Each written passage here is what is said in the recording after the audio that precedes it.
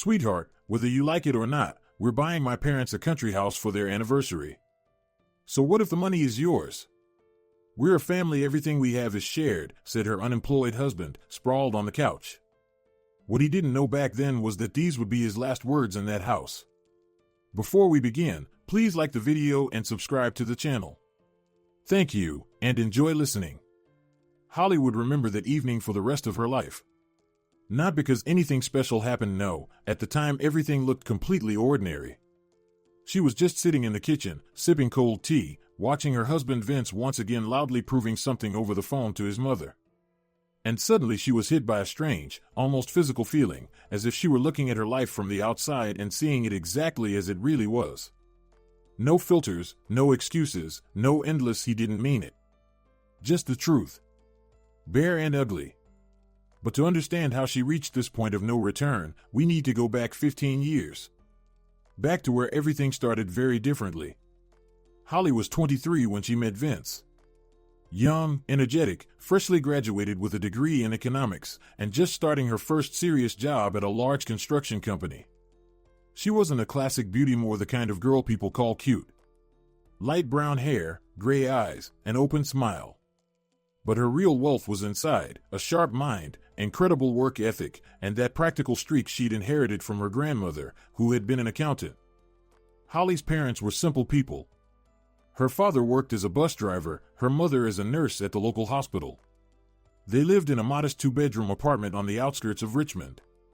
They weren't poor, but there was no luxury either. From childhood, Holly learned a simple truth: if you want to achieve something, work for it. No one will build your life for you. She met Vince at a friend's birthday party. He stood out right away, tall, broad-shouldered, with a charming smile and confident manners. He worked as a sales manager at a car dealership, drove a decent car, and knew how to court a woman. Flowers, restaurants, compliments. Holly, who had grown up in a family where her father might give her mother a box of chocolates at most on Valentine's Day, was captivated. Later, she would replay that time in her mind over and over, asking herself if there had been signs, warning bells she had missed. And she would honestly admit to herself, yes, there were. She just didn't want to see them. The first warning came about a month into the relationship. They were sitting in a cafe, and Vince was talking about his family. About his wonderful mother, a saint of a woman who had devoted her whole life to her children. About his father, who had passed away early, leaving his mother alone with 2 kids. About his younger sister, a bit spoiled, but only because their mom loved her so much. Holly listened, touched. What a caring son, how lovingly he spoke about his mother. She didn't notice how often Vince called her. 3 or 4 times a day. And every call began with a guilty, "Yes, Mom, sorry, I was busy." She didn't notice how nervous he got when his mother didn't answer. How his face changed if she was unhappy about something. The second warning was louder. 3 months into the relationship, Vince introduced Holly to his family. His mother, Josie, turned out to be a short, heavy-set woman in her mid-50s, with a sharp gaze and tight lips. She looked Holly up and down like she was inspecting goods at a market. And the first thing she said was, "So skinny. Giving birth will be hard for you." Holly was taken aback. Vince laughed as if his mom were joking and quickly changed the subject. All evening, Josie questioned her about her family, her job, her salary, especially her salary. She asked how much Holly saved, whether her parents owned an apartment, and if she planned to take out a mortgage. The questions were asked in a tone that felt more like a job interview than polite conversation. "Mom just worries about me," Vince explained later. "She wants me to have a good life." "That's normal, right?" Holly agreed that it was normal. After all, her own mother worried too. Just differently. Not so intrusively. She ignored the third warning as well. It happened when they started living together, renting a small 1-bedroom apartment on the edge of the city. Holly was happy finally a home of her own, even if it was rented. She eagerly set about making it cozy, buying curtains, dishes, bed linen. Vince didn't take part, saying he was too busy. When it came time to pay the rent, it turned out Vince was having temporary difficulties. His salary had been delayed. Holly paid. The next month, the same story. And the month after that. By the end of their first year living together, she couldn't even remember the last time Vince had contributed his share to the household budget. "You know it's temporary," he said, hugging her. "Everything will work out soon. They promised me a promotion." The promotion never happened. But the wedding did. Vince proposed romantically by the river at sunset, down on one knee. The ring was beautiful, though not very expensive. Holly cried with happiness and said yes. She was 24. She was in love and believed a long, happy life awaited her. They decided to have a modest wedding, just close family and friends. But Josie had a different opinion. "What do you mean, modest?" she exclaimed when Vince told her their plans. "My son gets married once. I want everything done properly. A restaurant for 100 people, live music, a limo." "Mom, we don't have the money for that," Vince tried to object. "And what about the bride? She works, doesn't she? Let her take out a loan." Holly overheard this conversation by accident. Vince was talking to his mother on the phone and didn't notice her come into the room. Something inside her gave an unpleasant sting, but she brushed it off. Josie just wanted a celebration for her son. That was understandable, right? She didn't take out a loan. She stood her ground. The wedding would be modest. Josie sulked through the entire celebration and then, for another 6 months, took every chance to remind them how she'd been robbed of the joy of seeing her son truly happy. After the wedding, life settled into a routine. Holly worked. Vince supposedly worked too. But he never seemed to have any money. One time the car broke down, another time friends invited him fishing and he needed to chip in for gear, then his mom asked for help with renovations. Holly clenched her teeth and carried the family budget on her own. 2 years after the wedding, she realized she was pregnant. It was a shock they hadn't planned children so soon. But once the initial surprise passed, Holly felt joy. A baby. She was going to have a baby. Vince reacted strangely. He wasn't upset, but he wasn't happy either. He muttered something like, "Well, I guess it's fate," and went to watch TV. That evening, he called his mother and talked to her for a long time. Holly caught fragments. "Yes, Mom." "No, Mom." "I understand, Mom." Josie showed up the next day. Without warning, as usual, she burst into the apartment, gave Holly a measuring look, and declared, "So you did get yourself knocked up after all. I knew this is how it would end. Probably did it on purpose, to tie my son down." Holly opened her mouth to argue, but Vince spoke first. "Mom, what are you talking about?" "And what am I talking about?" "I'm telling the truth." Josie sat down on the couch without taking off her shoes. "How are you two going to live now? With what money are you going to raise a child? Vinny, you're not even on your feet yourself yet." Holly silently went into the kitchen. Her hands were shaking. There was a lump in her throat. She could hear her mother-in-law continuing to lecture her son, and him weakly making excuses. Not a single word in defense of his wife. Not one. That evening, for the first time, she wondered if she had made the right choice. But the thought passed quickly. Pregnancy, hormones, all that. She just needed to endure it. The pregnancy was hard. Holly worked until her 7th month, saving money for maternity leave, knowing she couldn't rely on Vince. By then, he had quit the car dealership. The boss is a jerk, impossible to work there, and had been sitting at home for 4 months already, finding himself. He mostly searched for himself on the couch, in front of the TV, with the remote in one hand and his phone in the other. "You could at least help around the house," Holly said once, struggling to lift a heavy bag of groceries. "I'm looking for a job," Vince replied, offended. "That's work too, by the way. Emotional work." Holly just sighed. She had no strength left to argue. Their daughter was born in March, in the middle of slush and gray days. They named her Madison, after Holly's grandmother. Josie was unhappy. She wanted her granddaughter named Josie, after herself. But this time Holly stood her ground, and Vince unexpectedly supported her. Probably because he didn't really care what the child was called. The first year with Madison was the hardest of Holly's life. Sleepless nights, constant exhaustion, postpartum depression she didn't recognize right away. And a complete lack of help from her husband.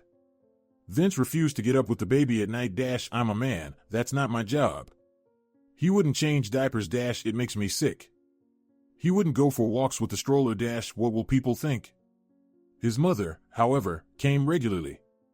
Not to help, no. To criticize. Holly fed the baby wrong, swaddled her wrong, put her to sleep wrong.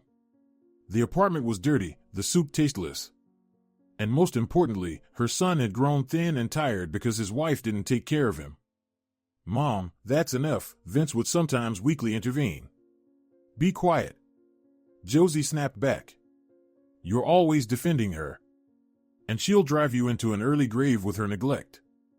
After those visits, Holly locked herself in the bathroom and cried silently into a towel. Then she washed her face with cold water and went to feed her daughter. Madison looked at her with huge gray eyes, just like her mother's, and Holly understood she had to hold on. For her. When Madison was 8 months old, Holly went back to work. It wasn't easy. She had to hire a nanny, whom she paid herself out of her salary. By then, Vince had found some vague job either as a courier or a delivery driver with a small paycheck and an unstable schedule. He still brought almost no money into the family budget. I've only just started, he justified himself. Give me time, I'll get going. Time passed. Vince didn't get going. But Holly did well at work. She was noticed, promoted to senior economist, then to deputy head of the department. Her salary grew, and with it, her responsibility. Holly worked nonstop, but it was worth it. When Madison turned 3, Holly had saved enough for a mortgage down payment. It was her personal triumph. She remembered her grandmother saying, "Your own apartment is freedom. No one can kick you out. No one can say you're living in someone else's home." And now she would have her own place. A real one. Her own. When Vince found out about her plans, he suddenly became enthusiastic. An apartment? Great. It's about time. We can move to a decent neighborhood. Mom will be happy. She's always said it's too noisy here. The apartment will be in my name, Holly said calmly. Vince stopped short. What do you mean, in your name? What about me? Vince, Holly looked him straight in the eyes. The down payment is my savings. I'll be paying the mortgage. That's fair. But we're a family, he protested. Everything should be shared. It will be shared when you start contributing your part. That was the first time she set such clear boundaries. Vince got offended, went to stay with a friend, and didn't come home for 3 days.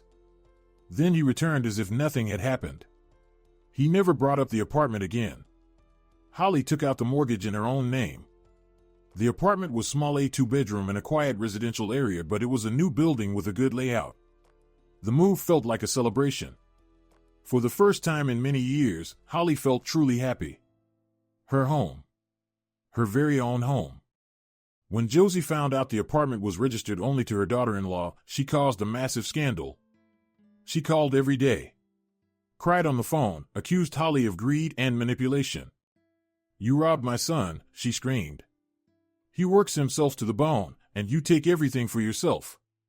Holly listened in silence and thought, where exactly does he work himself to the bone? On the couch? With a TV remote? But she didn't say anything out loud. What was the point? Vince would take his mother's side anyway. Years passed. Madison grew into a smart, capable girl. She started school, took up dance classes, then English lessons. Holly tried to give her daughter everything she could: good education, activities, tutors. Vince was barely involved in raising her. Sometimes he picked Madison up from school if it was on his way. Sometimes he checked her homework if he was in the mood. More often, he just lay on the couch, watched TV, and complained about how unfair life was. By 40, Holly held the position of financial director at a large company. It was a dizzying career rise for a girl from a simple family. She was proud of herself and, at the same time, endlessly tired. Work drained all her energy, and at home she didn't find rest, but another front of labor: cooking, cleaning, laundry, helping her daughter with homework. Vince still treated household duties with the same indifference. I'm tired, Holly said once. I need help around the house. Hire a cleaner, Vince shrugged. You can afford it. And you can't help your wife? Just help? Holly, you know I'm not cut out for that. Mom didn't teach me.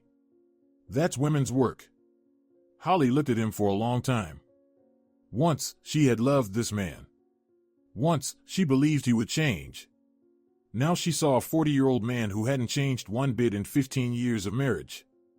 The same immaturity, the same irresponsibility, the same unshakable belief that the world owed him something. Fine, she said. I'll hire a cleaner. And she did. From her own salary, of course. The mortgage was almost paid off, only a few payments left. Holly was counting the months until the apartment would be completely hers. She was already making plans: a small renovation, new furniture, maybe even a vacation. A real vacation for the first time in many years. Not at her parents' place outside the city, but somewhere by the sea. And then something happened that she didn't expect. But more on that later. First, we need to talk about how the family's life had been changing over the past few years. And about the strange things Holly began to notice in her husband's behavior. The first odd thing happened about 6 months before that fateful evening. Holly came home from work earlier than usual. The meeting had been canceled and caught Vince doing something strange. He was sitting at her laptop, studying something intently.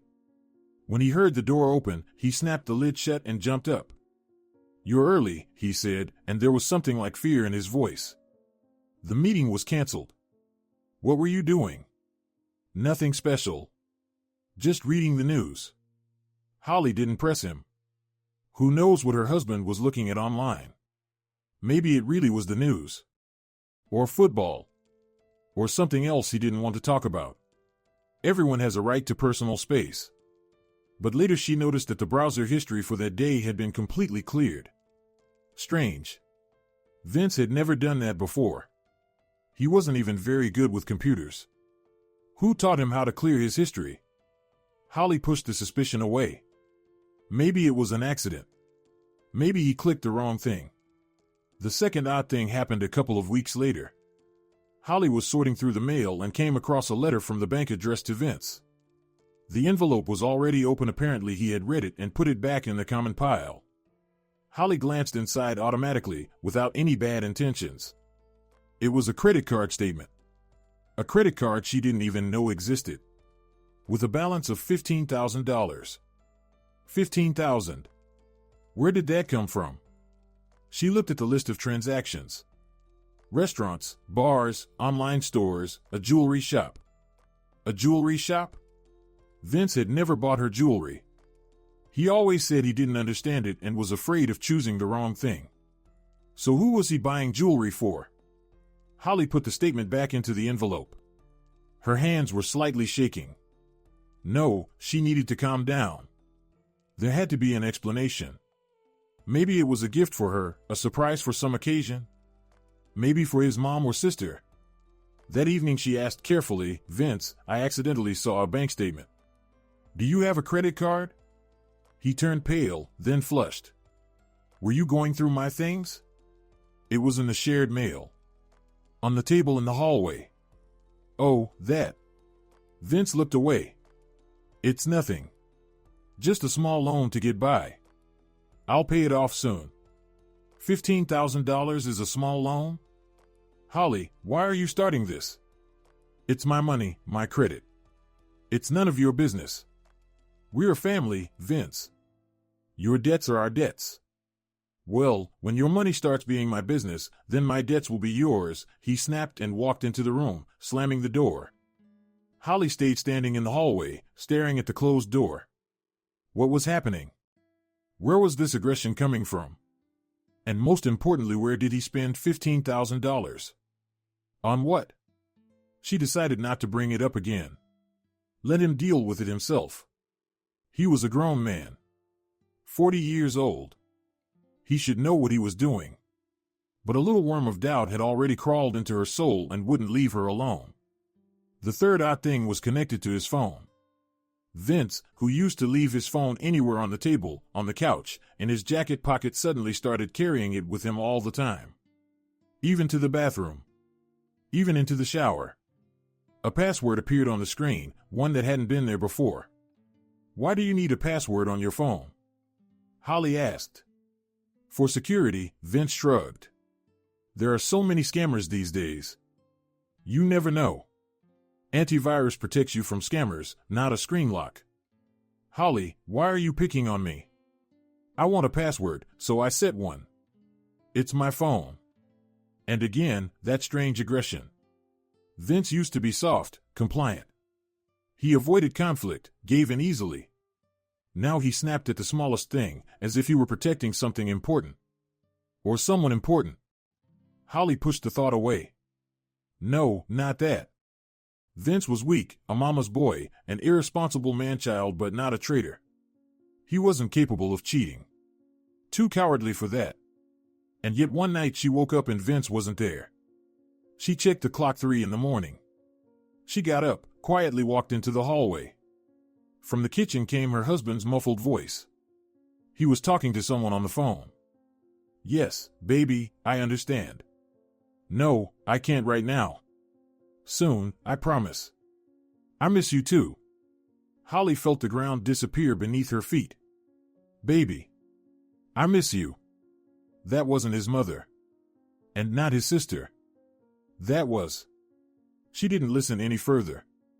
She went back to the bedroom, lay down, closed her eyes. Her heart was pounding so loudly it felt like the whole apartment could hear it. Vince came back a few minutes later. He carefully lay down beside her, trying not to wake his wife. Holly lay still, pretending to sleep, and thought, what should she do? Start a fight? Demand explanations? Or, no, not now. First she needed to understand what was going on. Gather proof. And only then decide. Holly had always been a rational person. Even in the hardest moments, she didn't lose her head. So instead of a breakdown, she started thinking. Who was this woman? Where did she come from? How long had this been going on?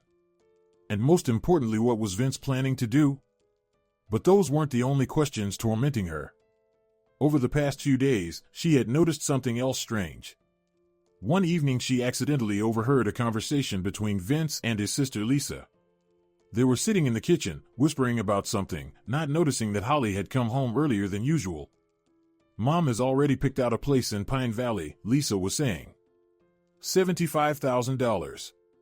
There's even a small house there perfect for her anniversary. And Holly? Vince's voice sounded uncertain. What about Holly? She earns well. She has savings. You'll tell her it's for the family. Where is she going to go? I don't know, Lisa. Lately she's been kind of different. Oh, come on. You've lived with her for 15 years. Don't you know how to talk her into it? Mom said it needs to be done. So it needs to be done.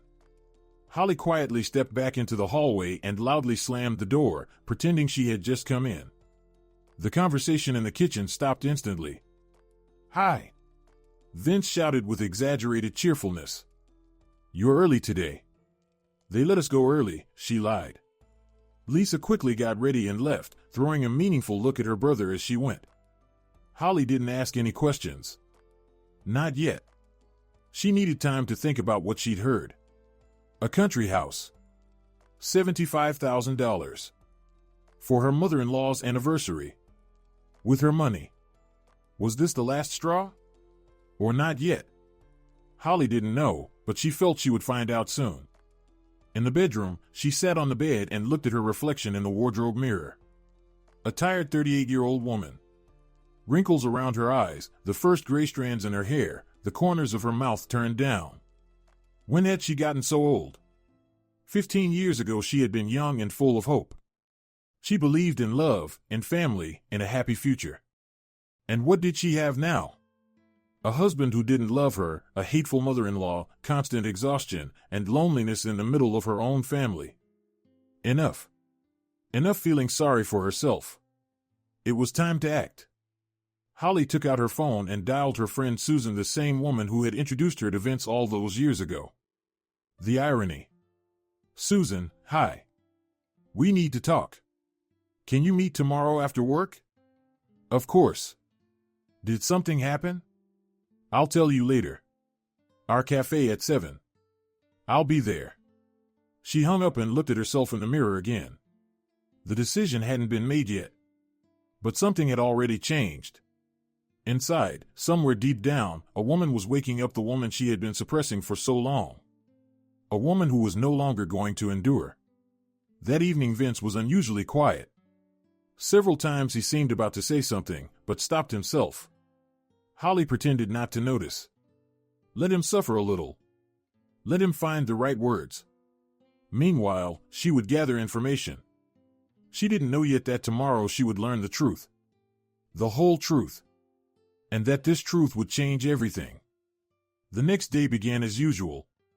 Holly got up, made breakfast, woke Madison, got ready for work. Vince was asleep these days. He rarely got up before 10. Holly was used to it and no longer paid attention.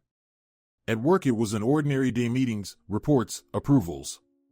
Holly worked on autopilot, her thoughts constantly returning to the conversation she had overheard.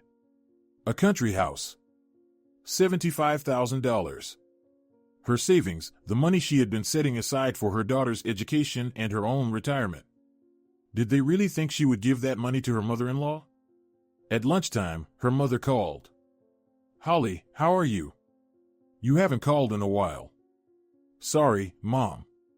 I've been really busy at work." "Take care of yourself.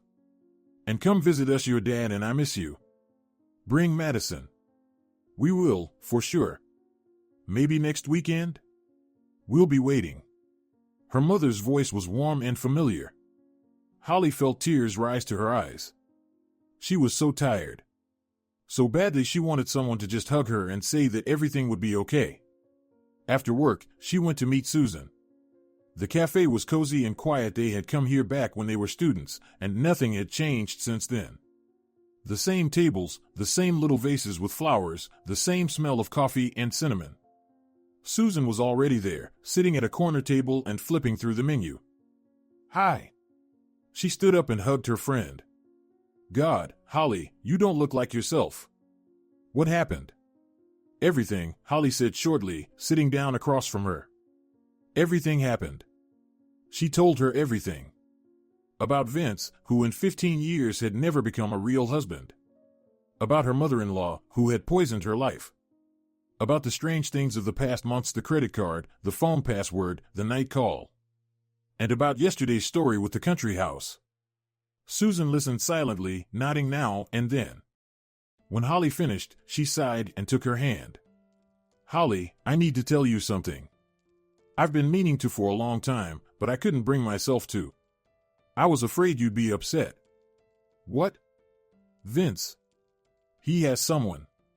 He's been seeing her for over a year." Holly felt everything inside her tighten. "How do you know?" "My coworker saw them. In a restaurant. They were sitting together, holding hands, kissing. She asked who that was. She knows Vince is married. He said it was his wife. She was surprised she remembered you from our wedding. She described the woman to me." "And who is she?" "Young. About 25, no more. Blonde. Very striking." Holly closed her eyes. There it was. The explanation for all the oddities. The credit card, the jewelry store, the restaurants and bars. All for her. For that young blonde woman. "Holly, I'm sorry I didn't tell you earlier. I hoped it was temporary. That he'd come to his senses." "He won't," Holly said quietly. "He never has." She opened her eyes. Inside, there was emptiness and cold. No pain, no anger, just exhaustion. Endless, heavy exhaustion. "What are you going to do?" Susan asked carefully. "I don't know," Holly answered honestly. "Not yet. I need to think." She came home late. Vince was in the kitchen, talking on the phone, as usual, with his mother. "Yes, Mom." "No, she hasn't come home yet." "I'll talk to her." "Definitely." When he saw his wife, he quickly said goodbye and put the phone away. "Where have you been?" he asked with a hint of reproach. "Dinner isn't ready, and Madison is sitting alone." "Madison is a grown girl," Holly replied tiredly. "She's 13. She can heat up food for herself." But you're her mother. You're supposed to dash Vince. She looked straight at him. For 15 years I've been your mother, your wife, your nanny, and your wallet. Enough. I'm tired. He opened his mouth to argue, but she didn't let him speak. I need to be alone. Please don't bother me tonight. She walked past him into the bedroom and closed the door. Lay down on the bed without even undressing and stared at the ceiling. So, her husband had a mistress. Young. Beautiful. Blonde. That was who he'd been calling that night, calling her baby. That was who he was spending the credit card money on. That was why he'd put a password on his phone. What now? Divorce? The obvious decision. But the apartment was in her name. The car too. All the savings were in her accounts. Vince had nothing but debts. If she filed for divorce, he'd be left with nothing. His mother would never forgive her for that.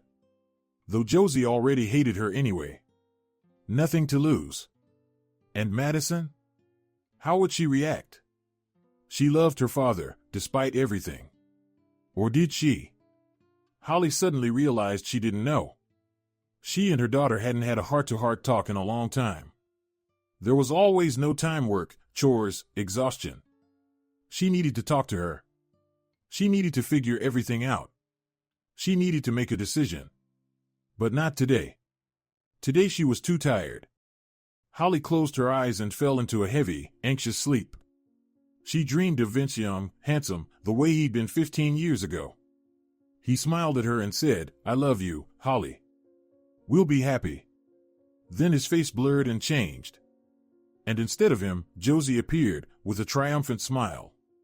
"He's my son. Mine. And you are nobody." She woke up to the sound of the alarm, feeling as if she hadn't slept at all. Outside, a gloomy autumn morning was turning gray.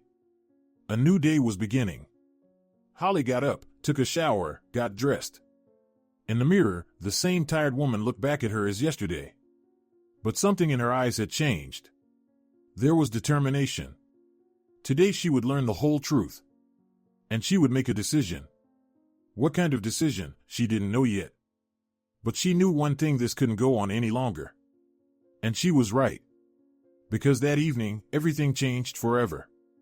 Holly didn't yet know what awaited her at home. She didn't know about the conversation that would turn her life upside down.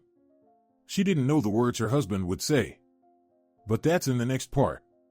Holly came home from work around 7 in the evening. Usually she came back later, but today she'd asked to leave early. Her head was splitting after a sleepless night and heavy thoughts. As she climbed the stairs, she heard voices coming from her apartment. Many voices. Loud, excited. She froze by the door, listening. Josie was speaking. Her shrill tone was impossible to mistake. Vince answered her. And there was another voice, a woman's, Lisa. Holly opened the door and walked in. The scene she saw burned itself into her memory forever. Vince was lying on the couch, her couch, in her apartment, with the TV remote in one hand and his phone in the other. He didn't even bother to stand up when his wife entered. Josie sat in an armchair like a queen on a throne. Lisa was flipping through a glossy magazine. Oh, she finally showed up. Josie threw her daughter-in-law a contemptuous look. "We've been waiting for you for an hour." "I didn't invite any guests," Holly replied coldly. "We're not guests. We're family." "Holly," Vince finally bothered to sit up, "we need to talk." "Seriously?" "About what?" "About the anniversary gift for my parents. We discussed everything and made a decision." Holly felt anxiety rising inside her. Discussed? Made a decision? Without her? What decision?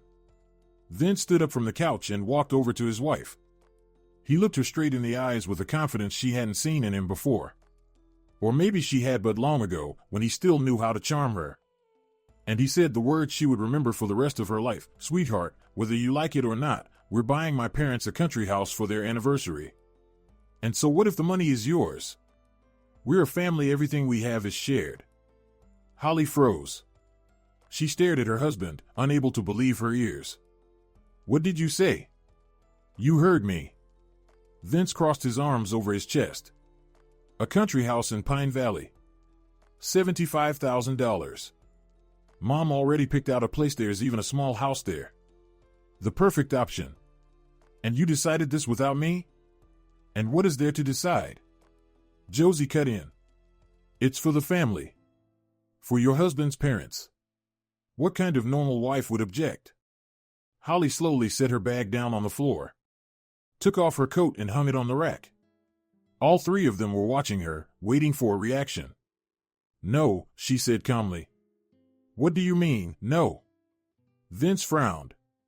No, I'm not buying your parents a country house. No, we're not discussing it. No, this is not up for debate. But Vince, Holly looked him straight in the eyes. In 15 years of marriage, you have not once contributed your full share to the family budget. Not once. I bought the apartment. I bought the car. Everything in this house was bought by me. And now you're lying on my couch and telling me that we're buying a country house for your parents? With my money? These are family funds. Josie shrieked. These are my funds. Money I earned with my own work. While your son lay on the couch and found himself. Silence fell. Vince went pale, then flushed red. You don't have the right to talk to me like that, he forced out. I'm your husband. Husband? Holly let out a bitter laugh.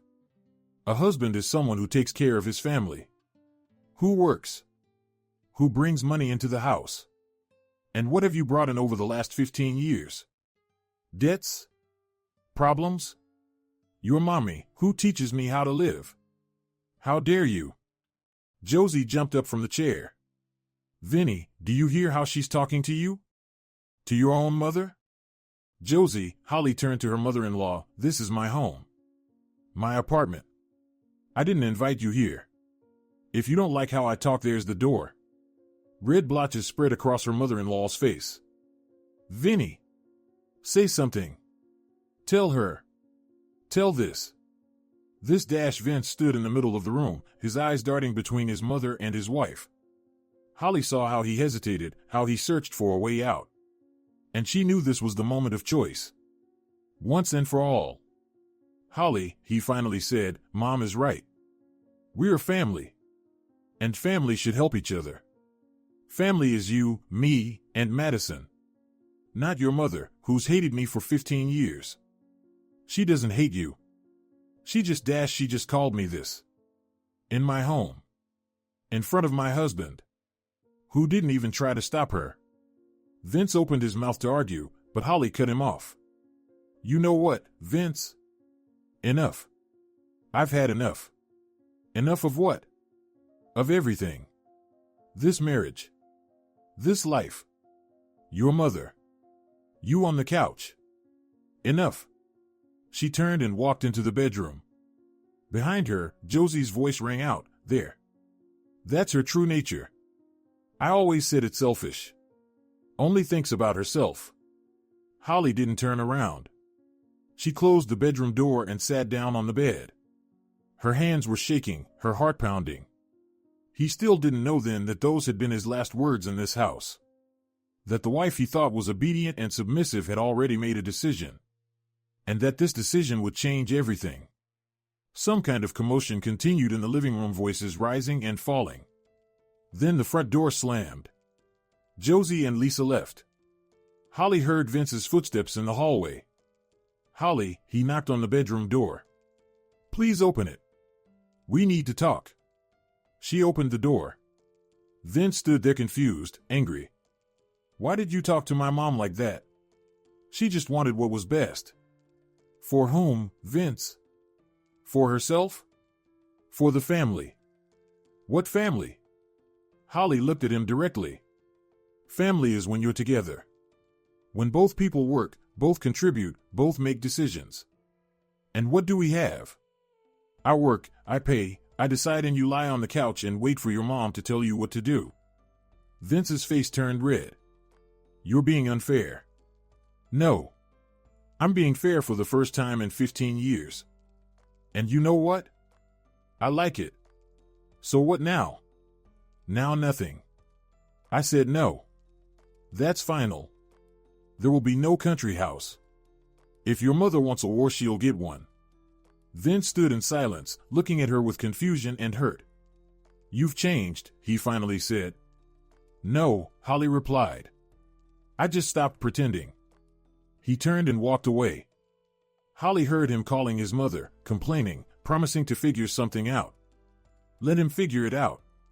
She was ready. Vince didn't come back that night. Or the next one either. Apparently, he went to his mother's to lick his wounds and complain about his cruel wife. Meanwhile, Holly started acting. She called a lawyer and scheduled a consultation. Gathered all the documents for the apartment, the car, the bank accounts. Prepared income statements, hers and her husband's. If there was going to be a war, she was ready. 3 days later, Vince finally showed up. Not alone with backup. Oh, look, the mistress of the house. Josie jumped up. Finally decided to show up. This is my home, Holly said evenly.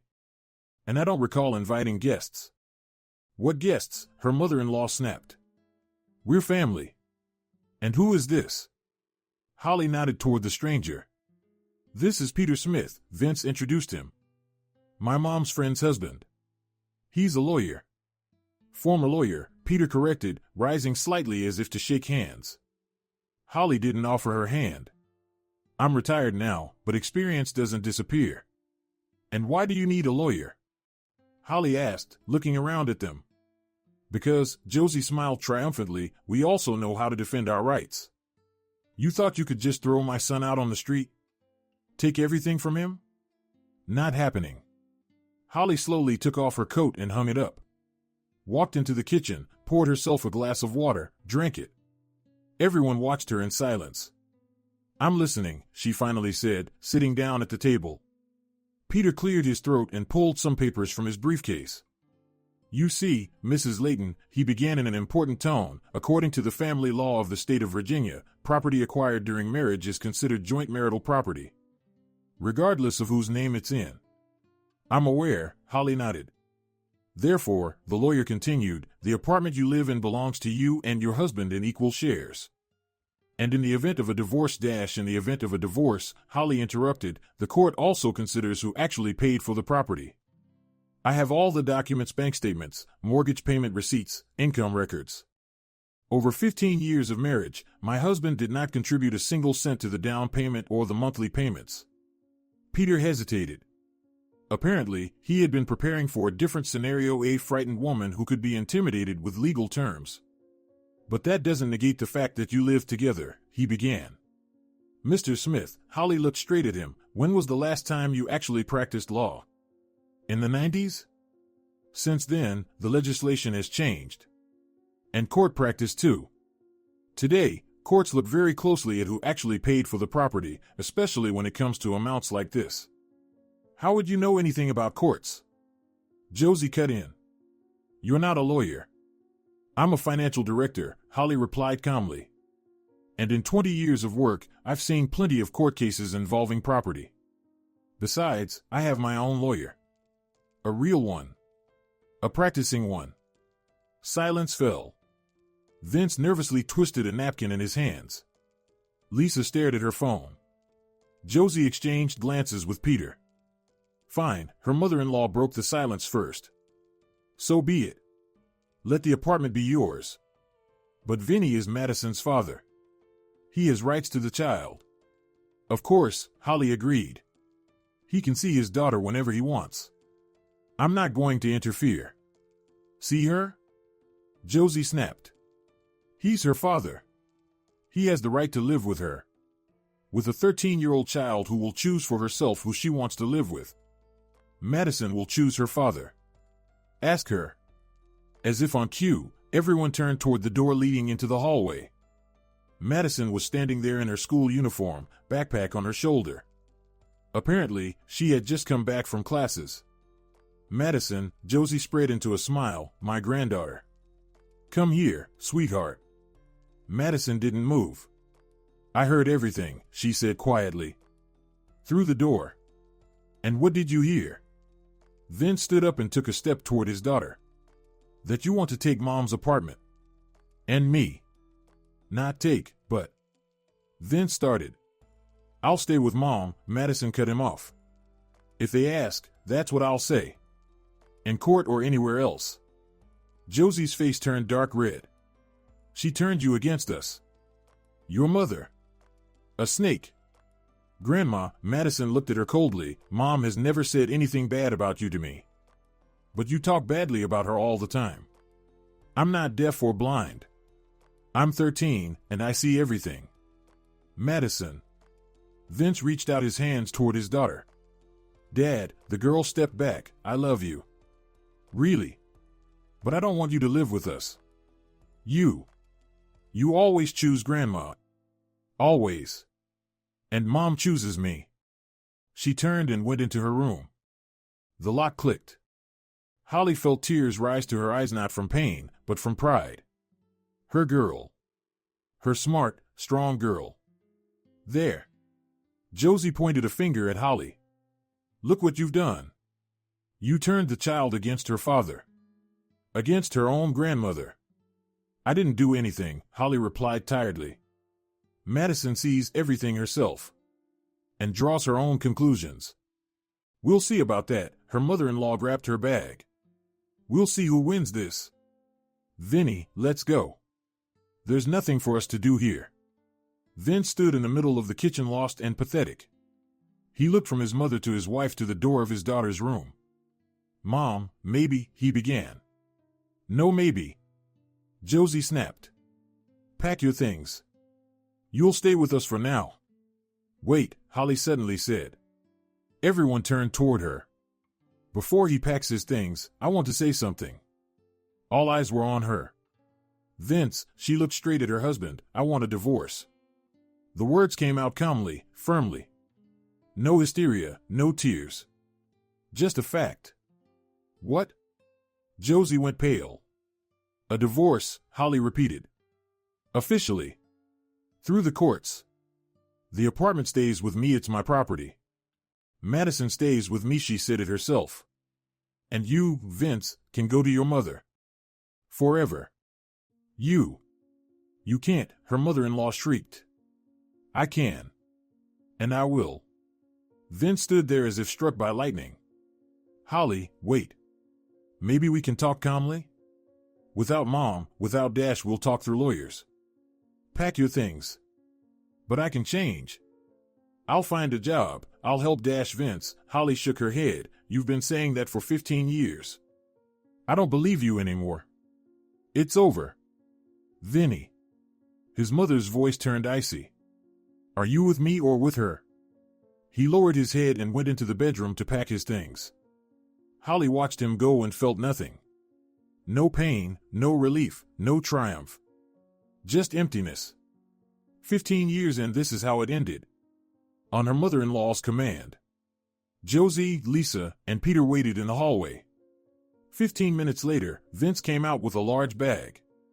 I'll take the rest later, he muttered without looking at his wife. As you wish. He left in silence. The door closed. Holly was left alone. She went into the kitchen, sat down at the table, and dropped her head into her hands. She sat like that for a long time, staring at one point. That was it. 15 years of marriage ended in one evening. Half an hour later, Madison came out of her room. She walked up to her mother and hugged her from behind. Mom, are you okay? I'm okay, sweetheart, Holly stroked her daughter's hand. Just tired. Did Dad leave? Yes. For good? I don't know. Probably. We'll see. Madison sat down beside her. Mom, do you still love him? Holly thought for a moment. Love. When was the last time she felt anything like love for Vince? A year ago? 5 years? 10? I loved him, she answered honestly. A long time ago. When we first met. He was different then. Or maybe it just seemed that way. And now? Now I feel tired and disappointed. And a little pity. But not love. Love ended a long time ago. Madison was quiet for a moment. I'm glad you finally decided, she said softly. I've wanted you to get divorced for a long time. Holly looked at her daughter in surprise. Really? Yes. I saw how you came home from work exhausted while Dad lay on the couch. I saw how Grandma humiliated you and Dad stayed silent. I saw how you cried at night when you thought no one could hear you. Madison, you deserve better, Mom. You really do. Holly hugged her daughter and pulled her close. Tears finally rolled down her cheeks, but these were good tears. Tears of gratitude for having such a child. The next few days passed in a strange haze. Holly went to work, cooked dinner, talked to her daughter, and did it all as if through a fog. Vince didn't call or show up. Josie was silent too, apparently preparing her next move. A week later, the lawyer Holly had scheduled a consultation with called. Mrs. Layton, good afternoon. Do you still want to meet? Yes, of course. Then I'll be waiting for you tomorrow at 10. And please bring all documents related to the apartment, as well as bank statements for the past 3 years. All right. She gathered the documents. There were many. Statements, receipts, certificates, contracts. Her entire financial history over 15 years of marriage. Looking at the papers, Holly was once again struck by how much work she had done. Alone. Without her husband's help. The consultation went well. Douglas Savant, a middle-aged man with an attentive gaze and a calm manner, studied the documents and gave his verdict. Mrs. Layton, you have a very strong position. All your savings are in your personal account, opened before the marriage. The down payment for the apartment came from that account. The mortgage payments as well. Your husband, as far as I can see, did not participate in the purchase of the property at all. That's correct.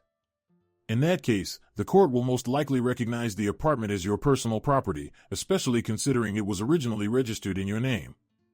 And if he challenges it? Let him try. He would need to prove that he contributed financially. And from what I understand, he won't be able to do that. Holly felt a weight lift from her shoulders. So what should I do next? File for divorce. I'll prepare all the paperwork. In a month to a month and a half, there will be the first hearing. So soon? If both parties agree, yes. If your husband objects, the process may drag on. But in the end, the divorce will still happen. Holly left the lawyer's office feeling that she had taken an important step. There was no turning back now. The documents were filed, the process had begun. That same evening, Vince called. Holly, we need to talk. About what? About everything.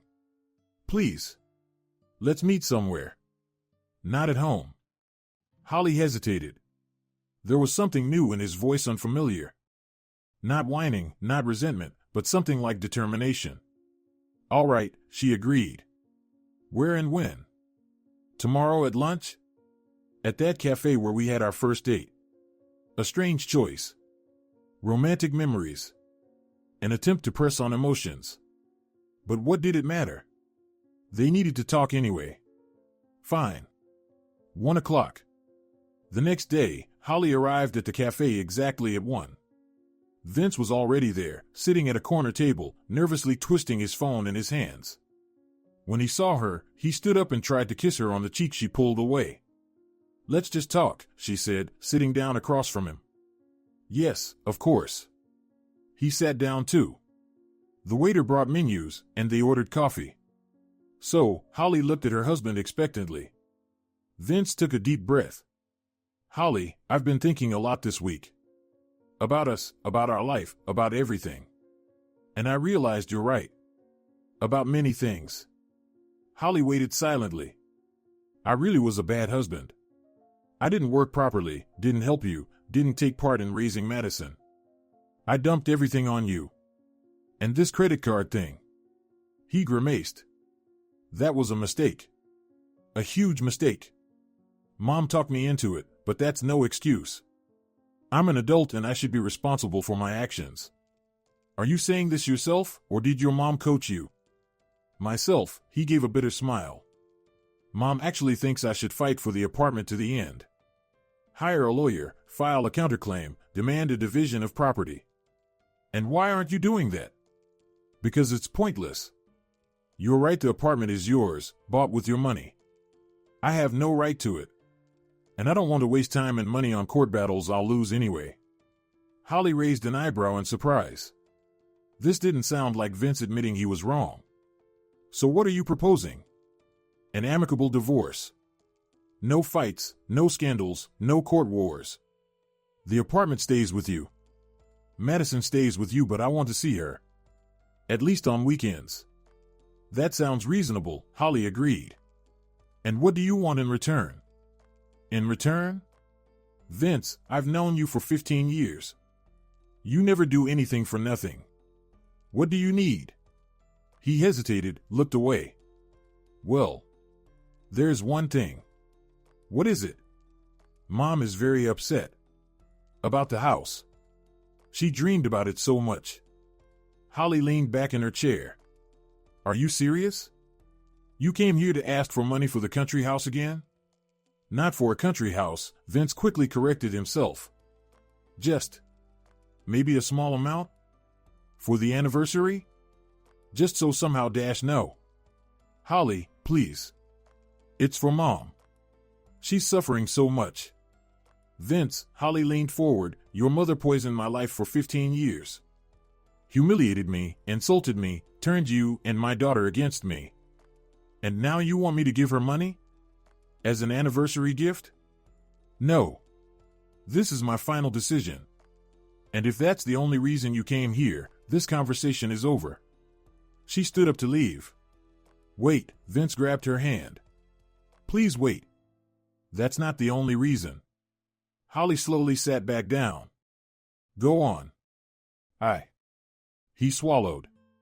I want to apologize. For real. For everything. For everything what exactly? For being a useless husband. For letting my mom interfere in our life. For not appreciating you. For the credit card. For everything. Holly looked at him in silence. For the first time in 15 years, she saw something in his eyes that looked like real remorse. Not fake. Not played. And what do you want from me? Forgiveness? No. I understand that's too much to ask. I just want you to know I realized my mistakes. And I'll try to change. Not for you, for Madison. So she can respect her father. Those are good words, Vince, Holly said calmly. Let's see if you back them up with actions. The coffee had gone cold, but neither of them touched their cups. They sat across from each other, two people who had once loved each other and had now become almost strangers. There's something else, Vince suddenly said. Something you should know. What? He nervously licked his lips. Mom. Mom is up to something. I don't know exactly what, but she's constantly whispering with Lisa, calling some people. I heard her say something about a trump card and she'll regret it. Holly tensed. What kind of trump card? I don't know. I really don't. But she's been very pleased with herself lately. Like she's come up with some kind of plan. And you decided to warn me? Yes. I know you don't trust me. And you're right not to. But I don't want Mom to hurt you. You're my daughter's mother. And you. You're a good person, Holly. You deserve better than all this dirt. Holly looked at her husband for a long time, trying to understand whether this was sincerity or just another manipulation. With Vince, it was never easy to tell. Thank you for the warning, she finally said. I'll be careful. And one more thing. He hesitated. About the divorce. I agree to all your terms. No arguments. Tell your lawyer to prepare the papers. All right. They parted at the entrance to the cafe. Shook hands like business partners closing a deal. No hugs, no kisses, no tears. Just a handshake. As Holly walked toward the subway, she kept thinking about Vince's words. A trump card. What kind of trump card could Josie possibly have? What was she planning? The answer came sooner than she expected. 3 days later, in the evening, the doorbell rang. Holly opened the door and froze. On the threshold stood a young woman, blonde, about 25, with bright makeup and a provocatively short skirt. The very one Susan had told her about. Are you Holly? The blonde asked. Vince's wife? Yes. And who are you? My name is Courtney. I need to talk to you. Holly looked at her in silence for a few seconds, then stepped aside. Come in. Courtney walked into the apartment, curiously looking around. Holly led her to the kitchen and motioned for her to sit. Tea? Coffee? No, thank you. I won't be long. Holly sat across from her. I'm listening. Courtney nervously twisted the strap of her purse. You probably know who I am, she began. Vince and we were seeing each other for about a year. I know. He said that you two hadn't really lived as husband and wife for a long time. That you were cold, calculating, that all you wanted was his money. His money? Holly gave a short, involuntary laugh. Interesting. I understand now that he was lying. I've seen this apartment, seen how you live. And I asked around. Found out who actually earns the money in your family. And why did you come? To tell me he's a liar? I already know that. No. I came to warn you. Holly tensed. A second warning in 1 week. First Vince, now his mistress. About what? Courtney took her phone out of her purse and placed it on the table. His mother Josie. She came to see me 2 days ago. Why? She offered me a deal. Said she'd pay me if I... Courtney hesitated. If you what? If I gave testimony in court. That you're a bad mother. That you hit your daughter, don't feed her, lock her in her room. That I personally saw it when I came to see Vince. A wave of icy rage rose inside Holly. And what did you say? I refused. Courtney looked her straight in the eyes. Because it's a lie. I've never been to your home. And I've never seen how you treat your daughter. But Josie said she'd find others. That money solves everything. She's a very angry woman. I saw her eyes when she talked about you. There was real hatred there. Holly stayed silent, processing the information. So that was the trump card. False testimony about child abuse. If her mother-in-law found enough witnesses, it could seriously complicate the custody case. Why are you telling me this? Holly finally asked. You were with my husband. You should be on his side. Courtney gave a bitter smile. I was. Until I realized who he really is. When we met, he seemed so unhappy. Complained about an evil wife, a hard life. I felt sorry for him, can you imagine? Thought I was rescuing a poor man from a tyrant. And then I saw how he actually lives. On your money, by the way. The car is yours, the apartment is yours. Even the card he paid with at restaurants, it was tied to you. Not to me. To him. But I would have been the one paying off the debt.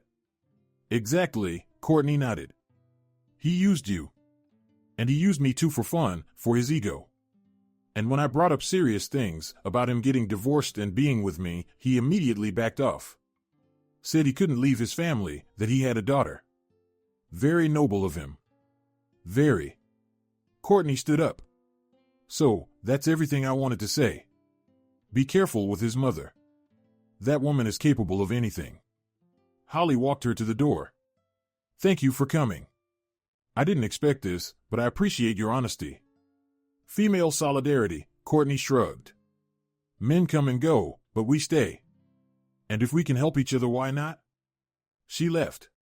Holly closed the door and leaned her back against it. So, Josie was looking for false witnesses. She wanted to take Madison away through the courts by accusing Holly of abuse. That was serious. Very serious. Holly took out her phone and dialed her lawyer's number. Mr. Savant? This is Holly Layton. We have a problem. A big problem. The next 2 weeks turned into a real war. Josie really did find witnesses, shady people willing to sign any statement for money. She filed a complaint with Child Protective Services, accusing Holly of neglecting her child. An inspection followed. A strict woman from CPS examined the apartment, spoke with Madison privately, reviewed the documents. Holly waited for the results like a court sentence. Thankfully, the inspection found nothing. The apartment was clean, the child was healthy and well cared for, and the relationship with her mother was trusting. Josie's witnesses fell apart under closer scrutiny. They contradicted themselves, couldn't name exact dates or addresses, and one of them even admitted he had never seen either Holly or Madison. The case is closed, the lawyer reported. There are no grounds to strip you of parental rights. Moreover, CPS is prepared to testify in court in your favor. Holly exhaled. One victory. But the war wasn't over yet. Josie didn't give up. She called Holly several times a day, leaving hateful messages on voicemail. She waited for her outside the building, trying to provoke a scene. Once she even showed up at Holly's workplace, but security didn't let her in. "You'll regret this," her mother-in-law screamed into the phone. "I'll destroy you. I'll leave you with nothing." Holly didn't answer the calls and didn't engage in conflict. She simply lived her life, worked, took care of her daughter, and prepared for court. Then the day of the first hearing arrived. The court session was scheduled for 10 a.m. Holly came early, dressed in a strict business suit, carrying a folder of documents. Beside her was her lawyer, Douglas Bissett, calm and confident. Vince came too. Alone, without his mother. He looked worn out and tired. He nodded to his ex-wife and sat down on a bench in the hallway. "Where's Josie?" Holly asked in surprise. "I don't know," Vince shrugged. "She wanted to come, but I talked her out of it. I told her this was just between us." The hearing went quickly. Vince didn't dispute the apartment or custody of his daughter. He agreed to all the terms and signed the papers. The judge, a tired-looking elderly woman, peered at them over her glasses. "Are you sure you want a divorce? Perhaps there's still a chance to save the family?" "No, Your Honor," Holly said. "We've both made our decision." "Very well. The divorce will be finalized in 1 month if neither party changes their mind." They left the courtroom together and stood in the hallway, looking at each other. "That's it," Vince said. "That's it." "Holly." He hesitated. "I know it's too late. But I really am sorry. About a lot of things." "I am too, Vince. I really am." She held out her hand. He shook it firmly, like one last time. "Take care of Madison," he said. "She's an amazing girl." "I know. And take care of yourself. You deserve happiness." "Thank you." He turned and walked toward the exit. Holly watched him go. This man she had lived with for 15 years, had a child with, once loved, and felt nothing but relief. That same evening, Josie called. Holly was about to reject the call, but something made her answer. "I'm listening." "You think you've won?" Her mother-in-law's voice dripped with venom. "You think it's over?" "Josie, the divorce is settled. Vince agreed to all the terms. Leave me alone." "Nothing is over." Josie screeched. "You took my son away from me. You destroyed my family. I will never forgive you." "I didn't take anything. Your son made his own choice. You forced him. You brainwashed him, scared him.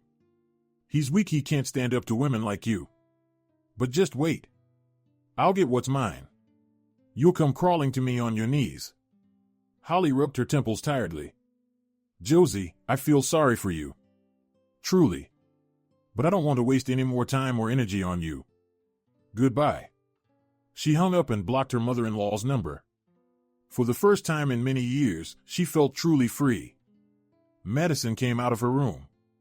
"Mom, was that Grandma?" "Yes."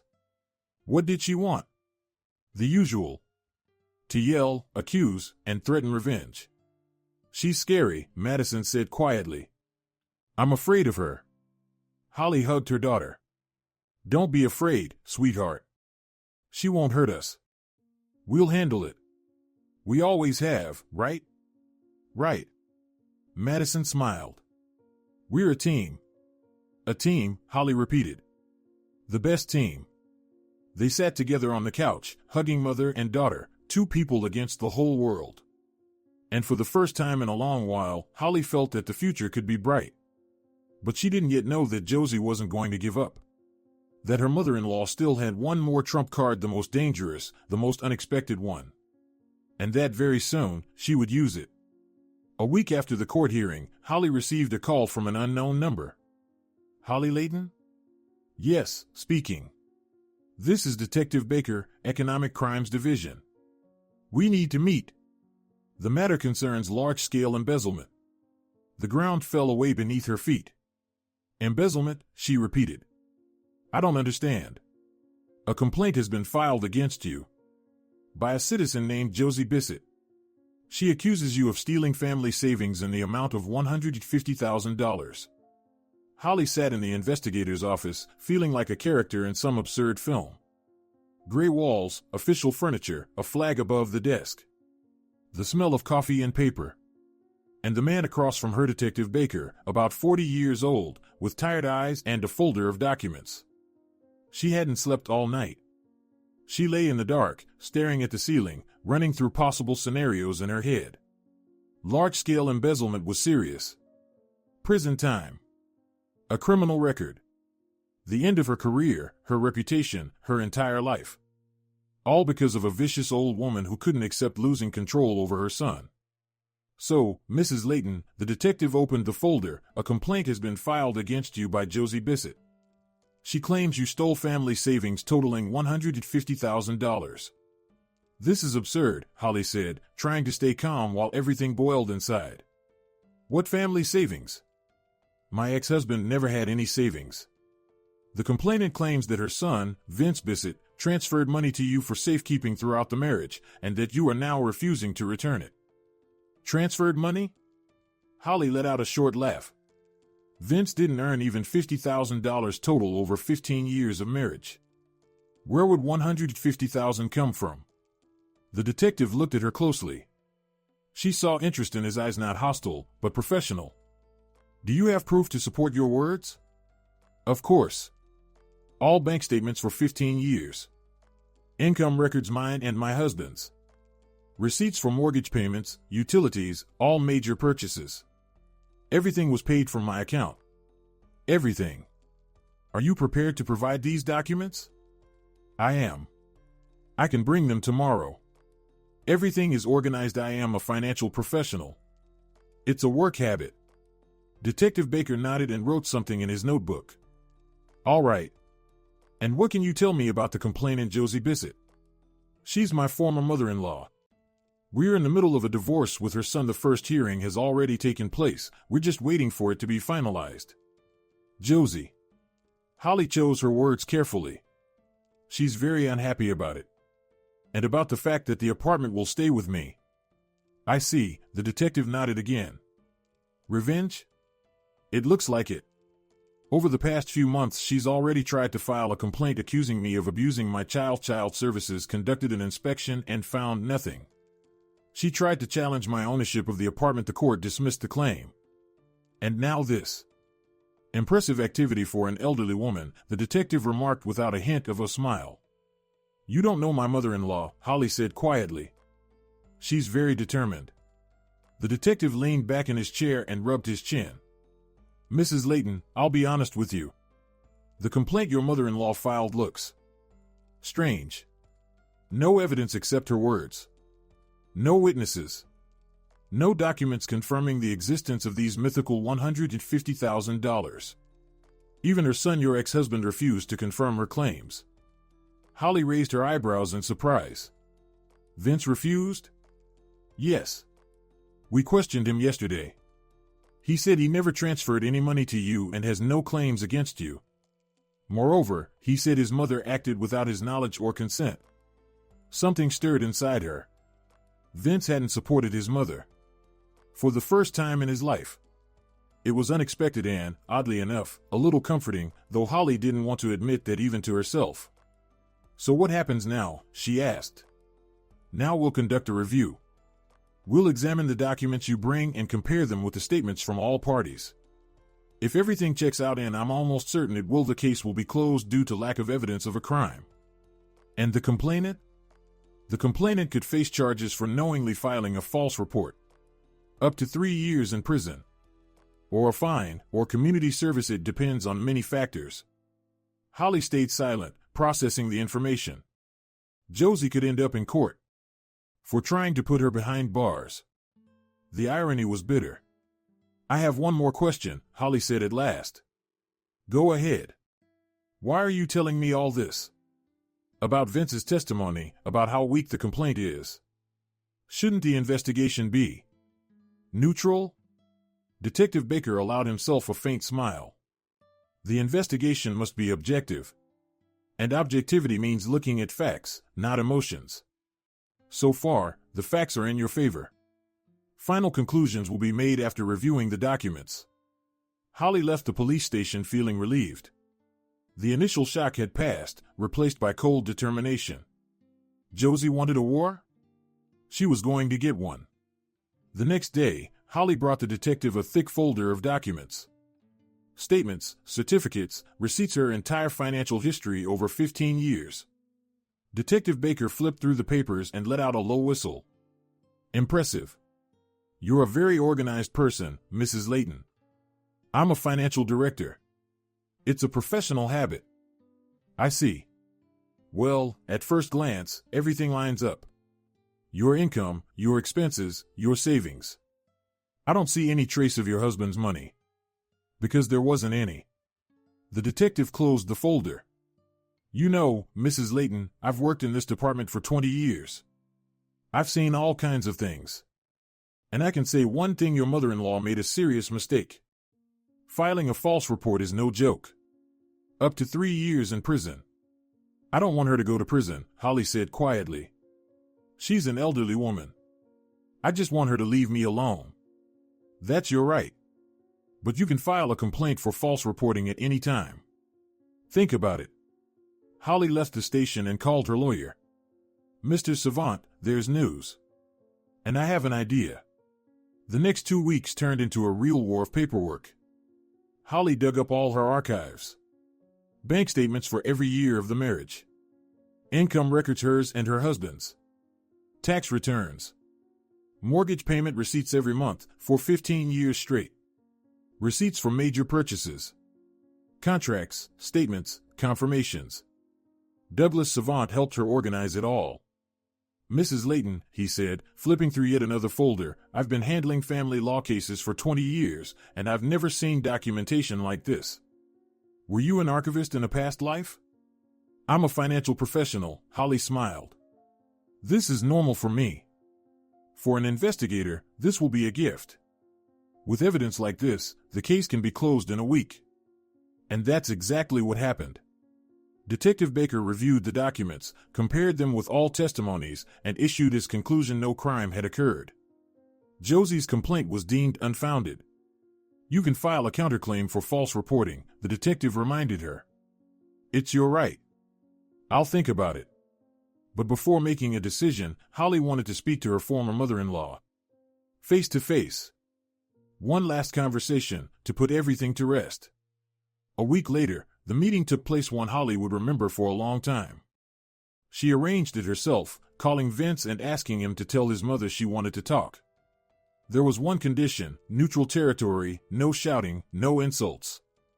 Are you sure? Vince asked. Mom isn't in a good state right now. She's very angry. I'm sure. I need to end this. Once and for all. They met at a cafe in the city center, the same one where the first dates had once taken place. Symbolic. Holly came with her lawyer. Josie came with Lisa. Vince sat between the two sides, like a buffer. So, Holly began once everyone was seated. I asked you here to discuss the situation. Civilly. What situation? Josie snorted. You stole everything from my son, and now you want to talk? Josie, Douglas intervened, I represent Mrs. Layton. And I must inform you that your complaint of embezzlement has been deemed knowingly false. The investigation established that Vince did not transfer any money to his wife.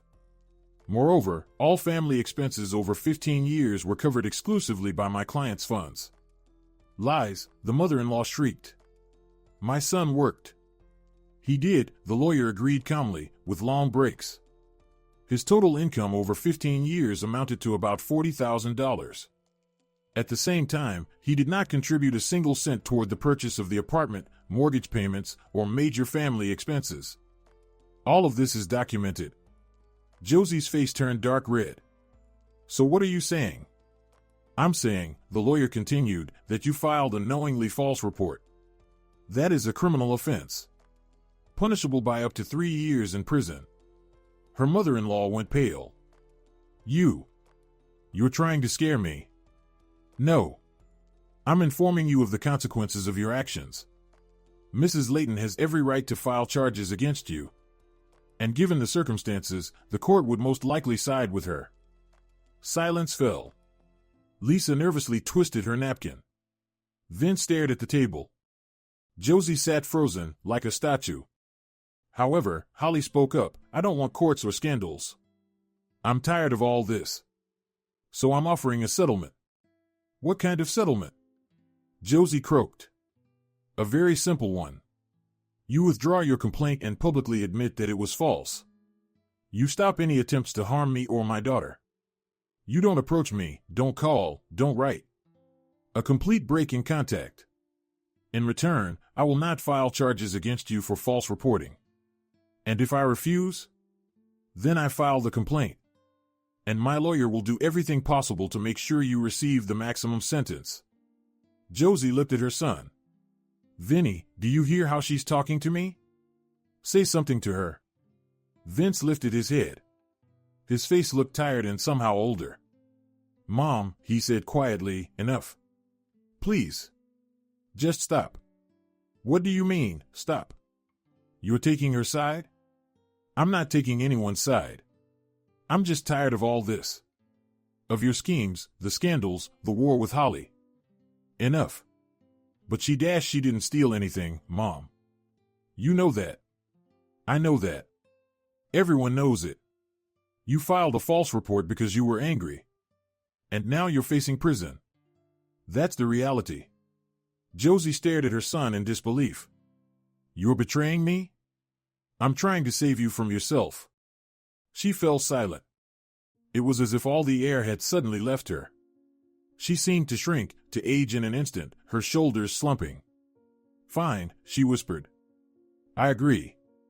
The documents were signed right there in the cafe. The lawyer had prepared everything in advance: an agreement on mutual obligations, a withdrawal of claims, a commitment to cease all contact. Josie signed with a trembling hand, not looking at her daughter-in-law. Lisa signed as a witness silently, with a stone face. And one more thing, Holly added when the formalities were done. Courtney. Courtney? Josie didn't understand. Your son's mistress. The one you tried to bribe to testify against me. Josie turned even paler. She told you? Yes. And she's ready to testify in court about how you offered her money for false testimony. That's another charge: witness tampering. So I strongly advise you to behave very quietly in the coming years. One wrong move, and this information goes straight into the case. Josie said nothing. She looked crushed, a tired, sick old woman who had lost a war she herself had started. That's everything, Holly said, standing up. I hope we never see each other again. She headed for the exit. Lisa hissed something after her, something angry and unintelligible, but Holly didn't turn around. It no longer mattered. Vince caught up with her by the door. Holly, wait. She turned. Thank you, he said, for not finishing my mom off. She's a difficult person. But she's my mother. I know. And one more thing. He hesitated. I'm sorry. For everything. I was a bad husband, a bad father. Probably a bad person. But I want to change. I really do. Holly looked at him, this man she had once loved, spent 15 years with, the father of her daughter. You can change, Vince, if you truly want to. But it has to be for yourself, not for someone else. I understand. Good luck to you. She walked out of the cafe and took a deep breath. It was sunny and warm, a real spring day. For the first time in a long while, she felt free. Truly free. The following months were filled with changes, big and small, expected and unexpected. A month after the settlement was signed, the court officially finalized the divorce. Holly kept the apartment and her daughter. The car stayed with her too. Vince didn't contest it, even though he formally had the right. All the savings remained in her accounts, the same money Josie had tried to label as family funds. Vince was granted visitation with Madison on weekends and, to Holly's surprise, he actually used it. He picked his daughter up on Saturday mornings and brought her back Sunday evenings. Took her to the movies, the park, cafes. Talked to her. Asked about her life. Helped with homework. It turned out he was quite good at math, he just had never shown it before. Dad has changed, Madison said once after another weekend together. He's different now. How different? I don't know. More attentive. He never used to listen to me before. He'd sit on his phone while I was talking. Now he looks me in the eyes, asks questions. He wants to know what's going on at school, who my friends are, what I dream about. And what do you dream about? Becoming an architect. Madison smiled. Designing beautiful houses. Dad said it's a great dream and that he's proud of me. Holly didn't know what to think. Could Vince really change? After everything? After 15 years of immaturity and irresponsibility? The answer came slowly, piece by piece. Vince got a real, stable job. A manager at a construction company, not the top position, but not the bottom either. He started paying child support not because the court forced him, but voluntarily. Small amounts, but regularly, every month, without delays or excuses. I want to be a normal father, he told Holly one day when they ran into each other near the school. At least now. Better late than never, right? Better late, she agreed. You know, I've thought a lot these past months. About our marriage, about how I behaved. And I realized you were right. About everything. I was a parasite, Holly. Living off your money, giving nothing in return. And I also let my mom. He grimaced. Anyway, I was an idiot. I'm sorry. Holly looked at her ex-husband and saw something new in him. Not the spoiled mama's boy she had known for 15 years, but an adult man who had finally faced the truth. I'm glad you understood that, she said. I really am. For Madison's sake. And for mine too.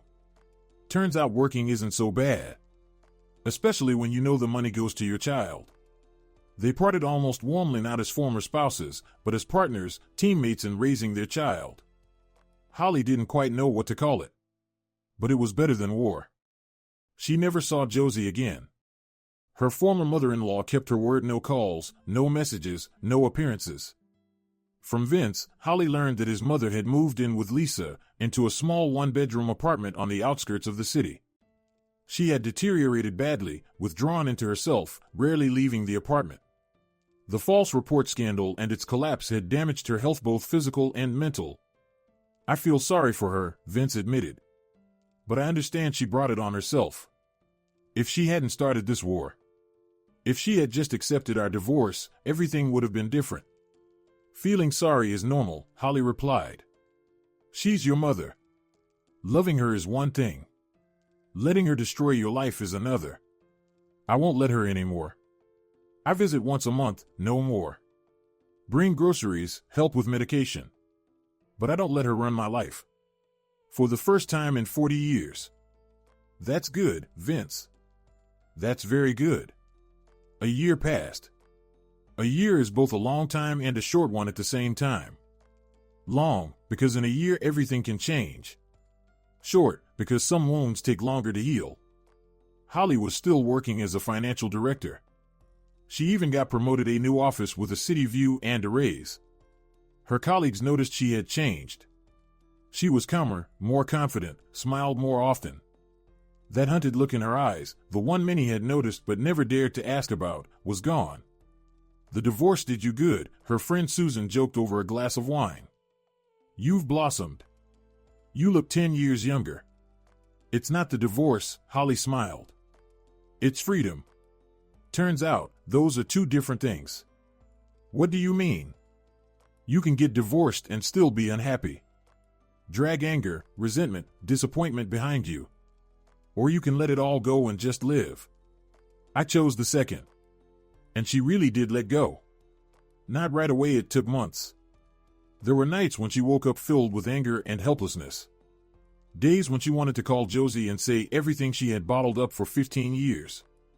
Moments when she regretted the lost time, the youth spent on someone who didn't deserve it.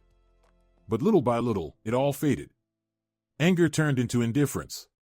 Resentment into understanding. Regret into acceptance. I didn't live those 15 years for nothing, she told herself one morning, looking in the mirror. I have Madison. I have an apartment I earned myself. I have a career and the respect of my colleagues. That's not nothing. That's a lot. Madison moved on to 9th grade. A straight-A student, active, her mother's pride. She joined an architecture club and started designing house projects. She had plans to get into a top university, earn an architecture degree, and work on beautiful buildings. Holly was saving money for her education, the very money Josie had once tried to take away. Mom, Madison asked one day while they were cooking dinner together, do you ever regret the divorce? No, sweetheart. Not for a second. What about those 15 years? Holly set the knife aside and looked at her daughter. A serious question deserved a serious answer. You know, she said slowly, choosing her words, I've thought about that a lot. 15 years is a long time. Almost half my life back then. I could be angry at myself for spending them on the wrong person. I could see myself as a failure. But those 15 years gave me you. And you are the best thing that ever happened in my life. The best, the most important, the most precious. So no, I don't regret it. Madison hugged her tightly. You're the best thing in my life too, Mom. You're my hero. Really. Holly felt tears well up in her eyes, but they were good tears. Tears of gratitude for having such a daughter. One evening, as Holly was heading home from work, her phone rang. An unknown number. Hello? Holly?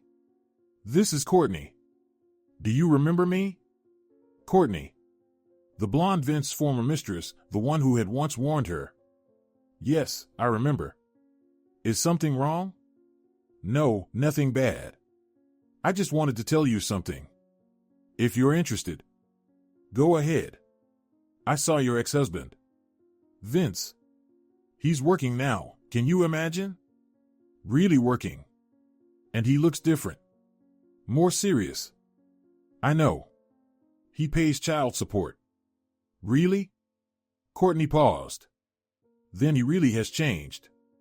And you know what else? He barely visits his mother. Once a month, no more. I asked around, people say they had a falling out. He told her he wouldn't listen to her advice anymore. Interesting. I thought you'd like to know that you won. Truly won. Holly smiled. Thank you, Courtney. That really is nice to hear. And one more thing.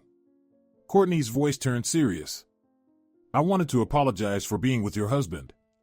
I knew he was married. Still. Anyway, I'm sorry. It doesn't matter anymore. But thank you for saying that. They said goodbye. Holly put her phone away and walked home. She won. She really did. Not in the sense that someone else lost, but she won her life back. She reclaimed her right to be happy. 2 more years passed. Madison got into university, the architecture faculty, just as she had dreamed. The competition was fierce, 15 applicants per spot, but she made it. High exam scores, a strong creative portfolio, a scholarship. Holly cried tears of joy when her daughter showed her the acceptance letter. You did it, sweetheart. You made it. We did it, Mom. Together. Madison moved to New York to study, into a dorm. The first week she called every day, homesick, nervous, getting used to independent life. Then the calls became less frequent, friends, classes, student life. But every Sunday at 8 p.m., without fail, she called. Mom, how are you? Aren't you lonely? Of course I miss you. But I'm happy that you're doing well. I'm doing great. Can you imagine, we got our first assignment designing a playground. I've come up with so many ideas. Holly listened to her daughter's excited voice and smiled. Her girl had grown up. Her girl was an adult now. And she was happy. Getting used to the empty apartment wasn't easy. For 15 years, Holly had lived for others, first for her husband, then for her daughter. And suddenly she was alone. Completely alone. The first weeks were hard. The silence pressed in, the walls felt too close, evenings stretched endlessly. She caught herself cooking dinner for two out of habit. Listening for sounds in the hallway, expecting the door to open and Madison to shout, "Mom, I'm home." But gradually, she learned to live alone. And discovered it wasn't as scary as she had feared. Quite the opposite, she finally had time for herself. Time she hadn't had in 20 years. She started reading books, the ones she'd been putting off for years. Classics, modern authors. She signed up for yoga and unexpectedly fell in love with it. Learned to meditate, to find calm within herself. She went on a vacation to Italy, a country she had always dreamed of. Rome, Florence, Venice. Wandering narrow streets, drinking coffee in sunny squares, watching sunsets over ancient rooftops. And one day, she met someone. His name was Andrew. They met at a conference. He represented a partner company Holly was working with on a joint project. A man her age, divorced, with two grown sons who lived on their own. Calm, reliable, with a good sense of humor and kind eyes. At first, they just talked about work. Discussed the project, reviewed documents, solved business issues. Then they started having coffee after meetings. Then dinners. And then Holly didn't even notice when she fell in love. For the first time in many years. Truly in love, with butterflies in her stomach, thinking about him before sleep, smiling at every message from him. She had thought she'd forgotten how to love, that Vince had killed that part of her. Turned out, no. She was just waiting for the right person. "You deserve happiness," Andrew said to her one evening as they walked along the waterfront. "All the happiness in the world. And I want to give it to you." "I am happy," she replied. "Right now. With you." And it was true. A year later, they got married. A small ceremony, only close friends and family. Madison flew in from New York and was the witness, glowing with happiness for her mother. Andrew's sons came too, grown, serious young men who accepted their father's new wife calmly and warmly. Vince sent his congratulations. A short message, "I'm happy for you. You deserve it. Andrew is a good man, I checked. Take care of yourself." Holly smiled as she read it. It was strange, she no longer felt anger or resentment toward her ex-husband. Only a light sadness for the wasted years. And gratitude for her daughter, for the lessons, for understanding what she truly wanted from life. Josie died 3 years after the divorce. Quietly, in her sleep, her heart stopped. Holly learned about it from Vince. He called in the morning, his voice steady, without much emotion. "Mom passed away last night. The funeral is the day after tomorrow." "I'm sorry," Holly said. And she meant it. "I really am, Vince. Thank you. You know, in the last few months she talked about you a lot. Strange, right? After everything that happened." "What did she say?" "She said she was wrong. That she demanded too much from you and understood too little. That you were a good wife, the best I deserved. She asked me to tell you." Vince's voice trembled. "She asked for your forgiveness." Holly was silent for a moment.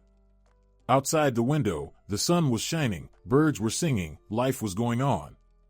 "I forgive her," she said at last. "I forgave her a long time ago. Tell her that. Tell her I forgive her." "I will," Vince said.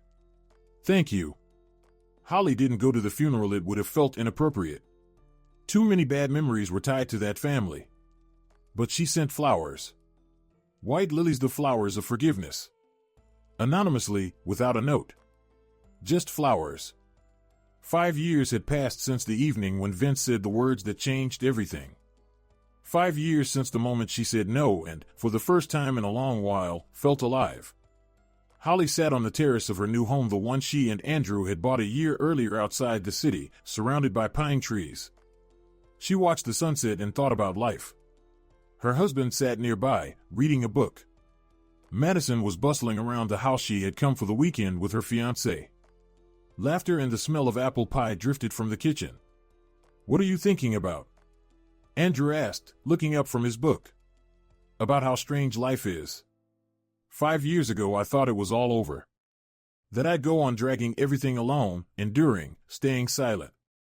And then you said no, yes. One small word. And everything changed. Andrew took her hand. You know what I think? You didn't change your life that evening. You just finally became yourself.